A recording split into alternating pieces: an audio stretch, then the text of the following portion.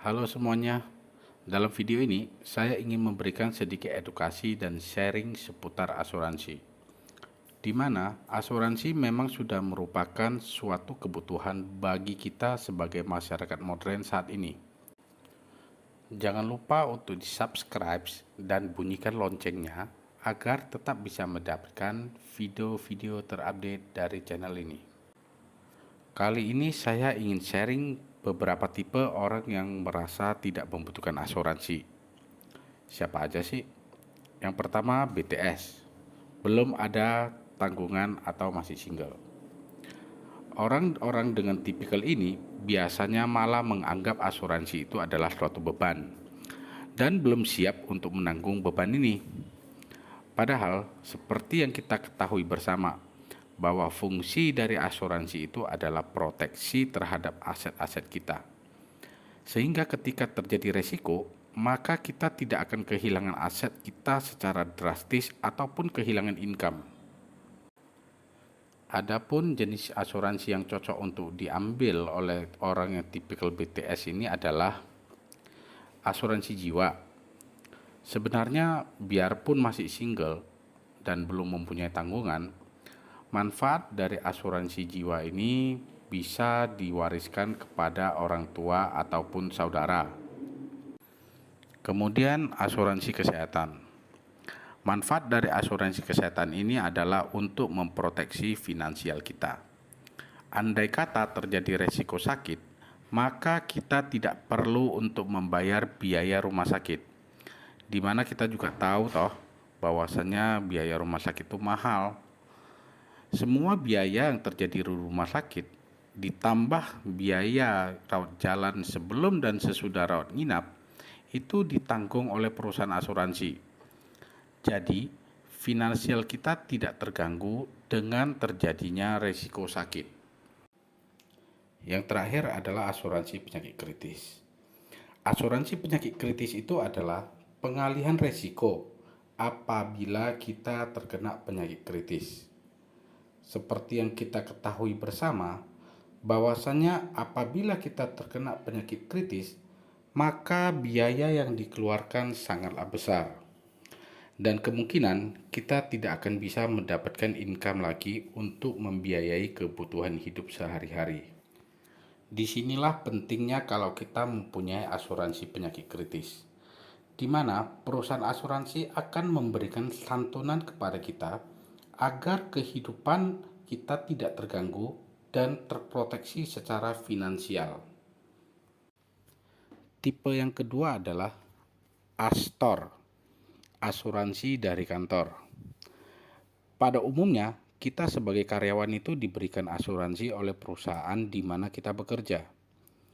Dan biasanya asuransi yang diberikan oleh kantor itu adalah asuransi kesehatan, yang artinya apabila kita menjalani rawat inap, maka seluruh biaya yang terjadi di rumah sakit dapat kita klaim sebagian atau seluruhnya kepada perusahaan, tergantung dari limit yang diberikan oleh perusahaan. Tetapi saya ingin memberikan beberapa pertanyaan. Bagaimana apabila kita sudah resign ataupun pensiun? Apakah akan tetap diberikan fasilitas asuransi kesehatan? Jawabannya tentu tidak. Karena asuransi kesehatan yang diberikan kepada karyawan itu adalah mengcover apabila karyawan tersebut masih menjadi bagian dari perusahaan itu. Bagaimana apabila kita terkena risiko penyakit kritis ataupun cacat tetap total yang menyebabkan kita itu tidak bisa produktif lagi? Apakah kita masih diperkenankan bekerja sebagai karyawan? Tentu tidak juga. Logikanya perusahaan akan memberikan gaji ataupun allowance itu karena kita itu masih dibutuhkan oleh perusahaan. Dalam arti kata kita itu masih produktif bagi perusahaan. Kemudian pertanyaan berikutnya, bagaimana apabila kita terkena resiko kematian? Apakah keluarga yang ditinggalkan tetap akan mendapatkan income seperti sewaktu kita bekerja? Ya enggak dong. Ketika kita terkena resiko kematian, Hal yang dilakukan oleh perusahaan itu paling memberikan santunan kepada keluarga kita. Setelah itu bagaimana? Apakah cukup untuk membiayai kelangsungan hidup anak-anak kita? Jadi, sebenarnya biarpun kita telah diberikan asuransi kesehatan dari kantor, kita pribadi harus mempersiapkan asuransi yang bisa melindungi aset dan menjaga income kita. Jadi saran saya, jangan pernah menganggap bahwasanya memiliki asuransi dari kantor itu sudah bisa melindungi dan menjaga aset yang kita miliki. Sekarang kita lanjut ke tipe ketiga, yaitu baper, banyak keperluan. Saya yakin semua di antara kita ini pasti mempunyai keperluan. Dan saya juga yakin kita bisa membuat prioritas terhadap keperluan-keperluan kita. Tapi bagaimana kalau tiba-tiba ada keperluan yang membutuhkan dana besar? Contoh pertama, apabila kita ataupun orang-orang yang kita sayangi terkena resiko sakit yang mewajibkan untuk dirawat di rumah sakit dan dioperasi, ataupun terkena resiko penyakit kritis, saya yakin kita pasti akan berupaya untuk mengobatinya, biarpun harus menjual aset seperti mobil, rumah, dan lain-lain. Bahkan kita bisa meminjam uang agar bisa mengobati orang-orang yang kita sayangi itu. Kita seharusnya memproteksi aset kita.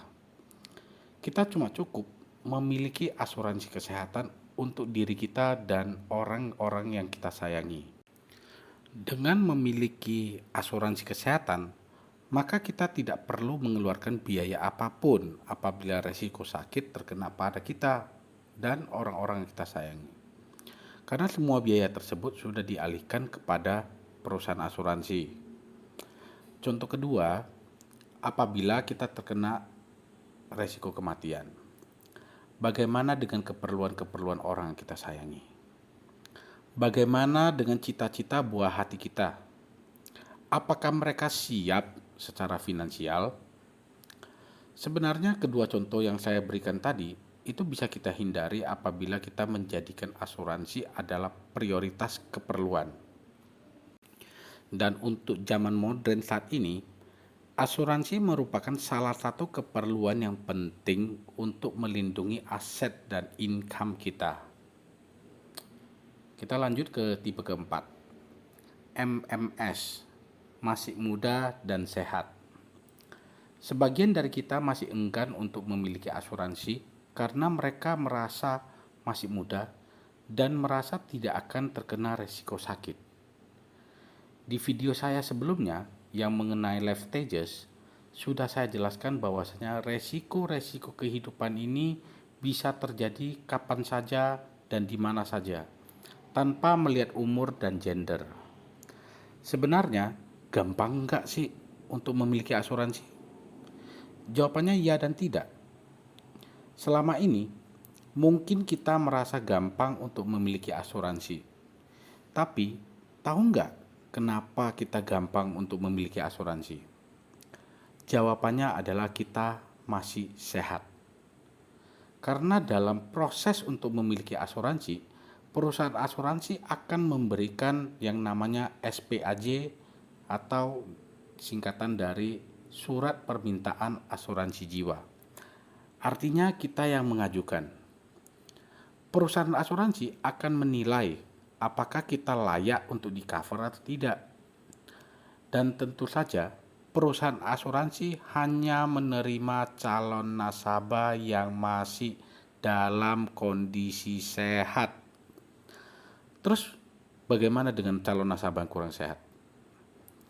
Untuk calon nasabah yang dinilai oleh perusahaan asuransi kurang meyakinkan kesehatannya, maka calon nasabah akan diwajibkan untuk medical check up ataupun harus melampirkan riwayat kesehatannya. Barulah perusahaan asuransi akan membuat penilaian lagi.